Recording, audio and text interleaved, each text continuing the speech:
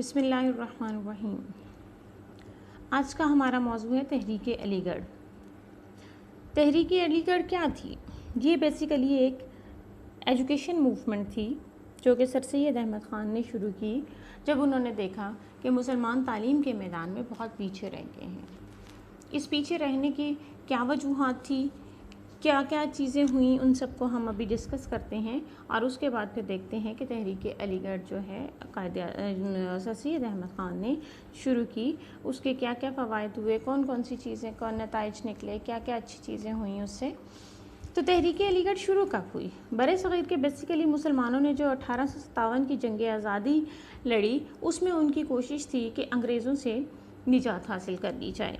तो आखिरी कोशिश जो बहुत बड़ी कोशिश हुई, ये कुछ इलाकों के अंदर जो है जंग शुरू हुई। पूरे हिंदुस्तान के अंदर तो ये नहीं फैल सकी थी, लेकिन उसमें चंद शहर थे, लखनऊ है जैसे, मीरठ है और दिल्ली है, इसी तरह दो चार और शहर थे जहाँ पर ये लड़ाई हुई।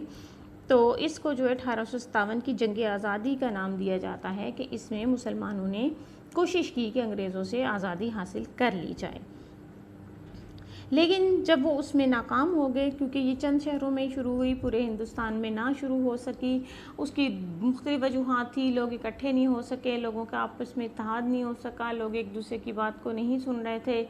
तो बहरहाल उसके ये इस तहरीक की नाकामी की वजह से जब ये नाकाम हो गई तो सर सैयद अहमद ख़ान ने तहरीक अलीगढ़ के नाम से एक तहरीक चलाई और इसमें सर सैयद अहमद ख़ान के साथ साथ नवाब मोहसिन मुल्क थे, नवाब वक़ार मुल्क थे, मौलाना शिबली नोमानी, मौलाना हाली, डिप्टी नज़ीर अहमद, मौलाना चिराग अली और कई दूसरे अजीम जो शख्सियात थी उस दौर की, उन सारों ने इस तहरीक में सर सैयद अहमद ख़ान का साथ दिया। इस तहरीक ने मुख्तलिफ़ शोबों में मुसलमानों की क़यादत की और उसके लिए बहुत नुमायाँ काम किए।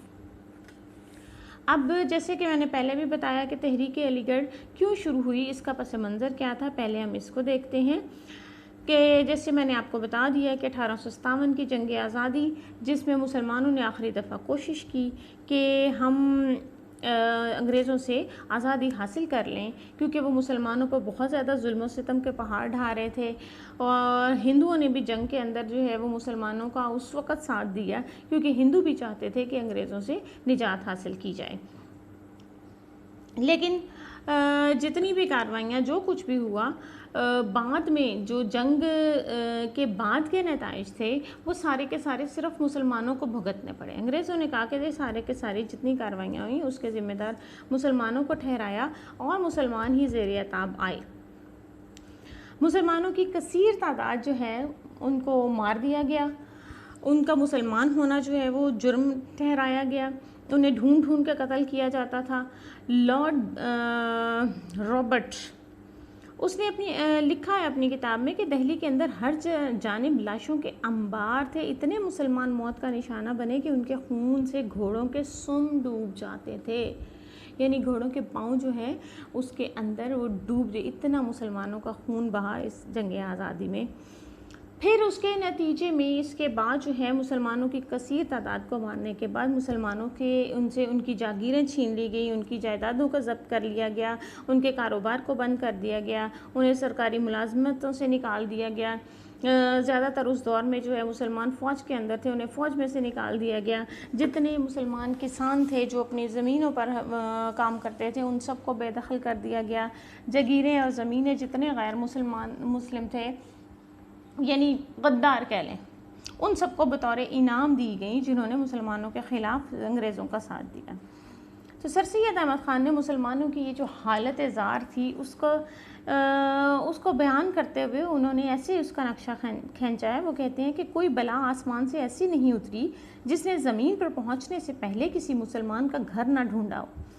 मुआशी और माशरती एतबार से मुस्लिम कौम ज़िल्लतों का शिकार हुई।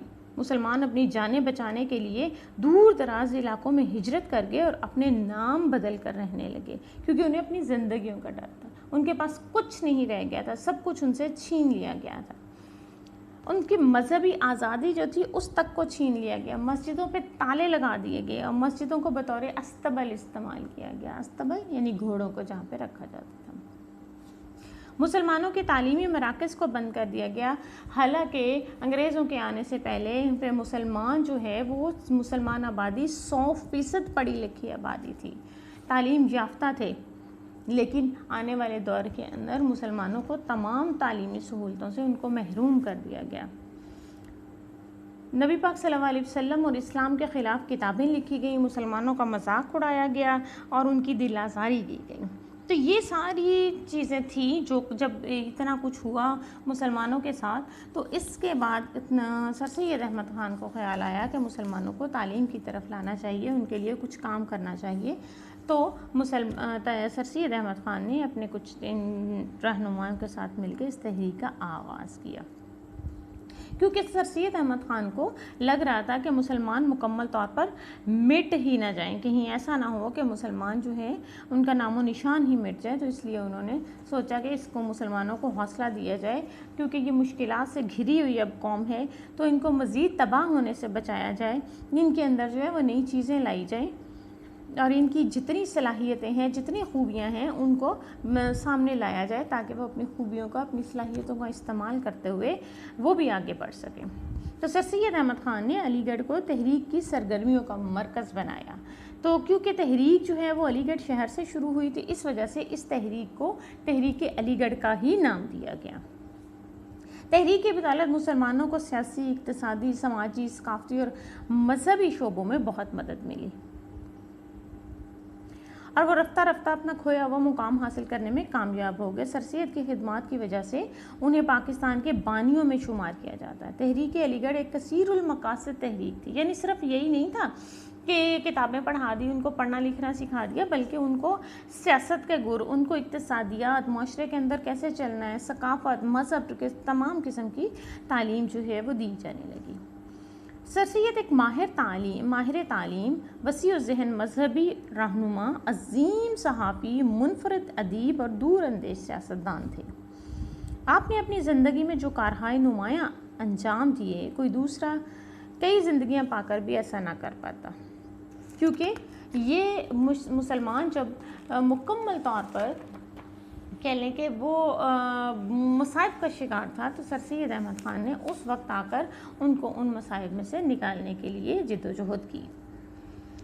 सर सैयद अहमद अक्सर इंग्लिस्तान जाते रहते थे, यानी इंग्लैंड, और वहाँ से उन्होंने कुछ अंग्रेज़ उस्ताद को कायल किया और उनको कहा कि मेरे इदारे में आकर पढ़ाएं।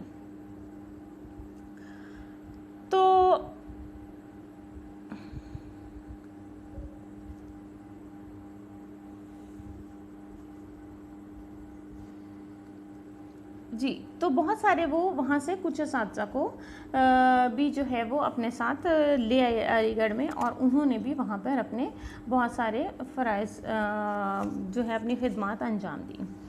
तो अब हम देखते हैं कि तहरीक अलीगढ़ की खिदमात क्या थी। सबसे पहले इसकी तालीमी खिदमात थी, ठीक है, सब एक तालीमी खिदमात थी। फिर इस तहरीक ने अदबी और इल्मी खिदमात भी सर अंजाम दी, और इसकी सियासी खिदमात भी थी, इसकी मजहबी खिदमात भी थी, इसकी मुआशी और मुआशरती खिदमात भी थी।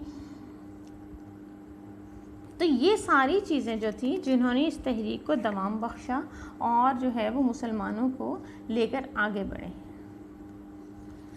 तो अब हम सबसे पहले देखते हैं इस तहरीक की तालीमी खिदमात। तालीमी खिदमात क्या क्या थी? सर सैयद अहमद ख़ान ने मुसलमानों की तालीम के लिए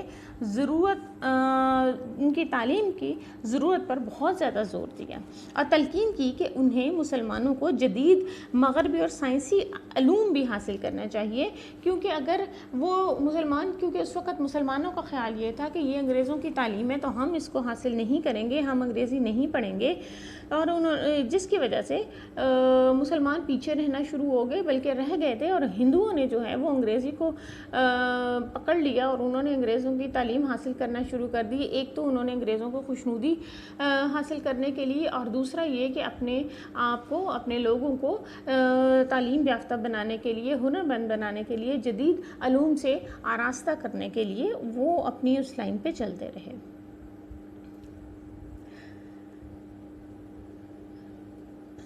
तो सर सैयद अहमद ख़ान चाहते थे कि जिस तरह हिंदू आगे तालीम हासिल कर रही हैं, दूसरी कौमें हासिल कर रही हैं, तो मुसलमान भी जल्द से जल्द उन कौमों के बराबर आकर खड़े हो जाएं और मुलाजमतों के लिए भी मुकाबला करें। समाजी और इक़्तिसादी हालात को बेहतर बनाने के लिए वो कोशिश करें, यानी ना सिर्फ अपने घरों के हालात को बेहतर करें बल्कि दूसरे लोगों के लिए भी बेहतरी का सबब बने। फिर तालीम की अहमियत को बयान करना ही उन्होंने काफ़ी नहीं समझा, बल्कि अमली इक़दाम भी उठाए। मुसलमानों को तालीम के हसूल की सहूलियात मुहैया की। उन्होंने क्या किया? सबसे पहले उन्होंने तालीमी इदारों का इजरा किया। तालीमी इदारे कौन कौन से थे? सर सैयद अहमद ख़ान ने 1859 में मुरादाबाद में, 1862 में गाज़ीपुर में, 1875 में अलीगढ़ में तालीमी इदारों का इजरा किया। इन इदारों में जदीद अलूम, बिलखसूस अंग्रेज़ी, अदब और साइंस की तालीम दी जाती थी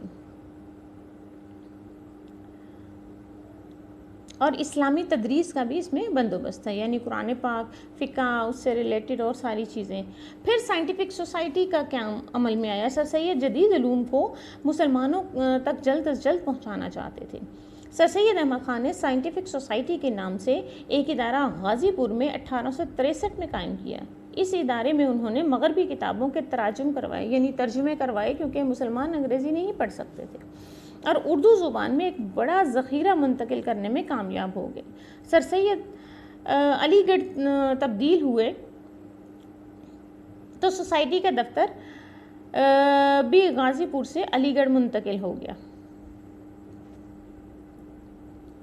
सोसाइटी एक हफ्तावार रिसाला भी शाया करती थी, जिसमें तहरीक अलीगढ़ की सरगर्मियों का अहाता किया जाता था। यानी एक रिसाला उन्होंने प्रिंट करना शुरू किया और हर हफ्ते उसमें बताया जाता था कि कौन कौन से काम हो रहे हैं, किस किस चीज़ पर जो है कोशिश की जा रही है, कौन सी नई चीज़ें हो रही हैं।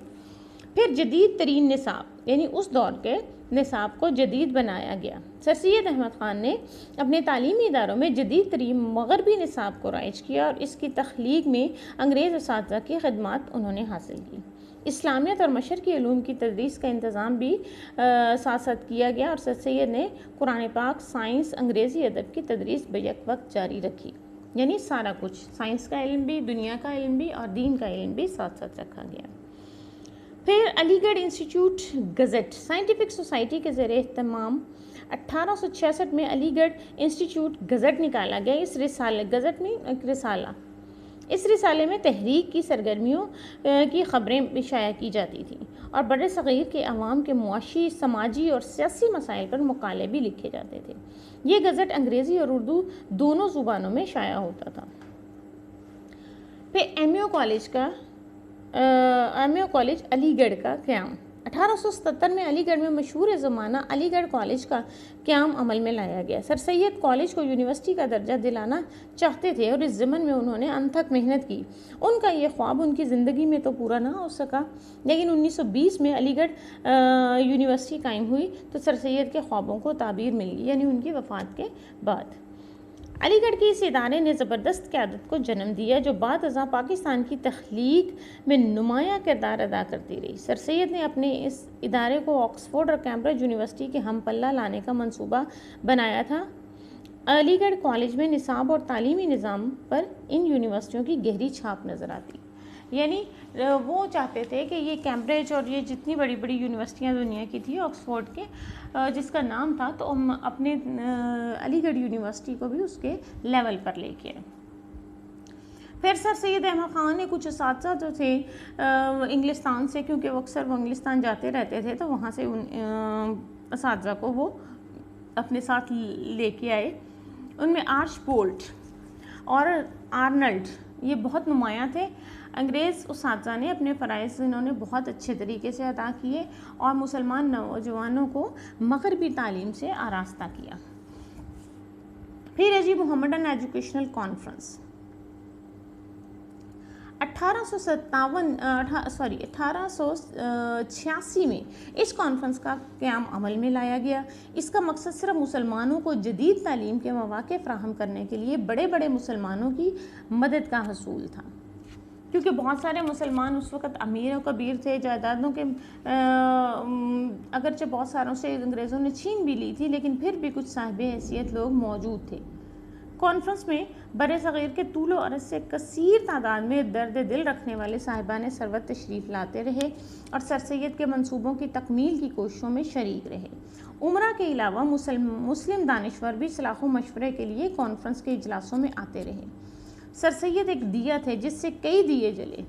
कॉन्फ्रेंस मुसलमानों के तालीमी पहलू के अलावा सियासी, इक़्तिसादी और समाजी पहलुओं का भी अहाता करती रही और इस कॉन्फ्रेंस ने 1906 में ढाका इजलास में ऑल इंडिया मुस्लिम लीग के क़याम पर भी अमल में लाया गया। यानी यही मोहम्मडन एजुकेशन कॉन्फ्रेंस थी जो बाद में ऑल इंडिया मुस्लिम लीग के क़याम का भी बायस बनी।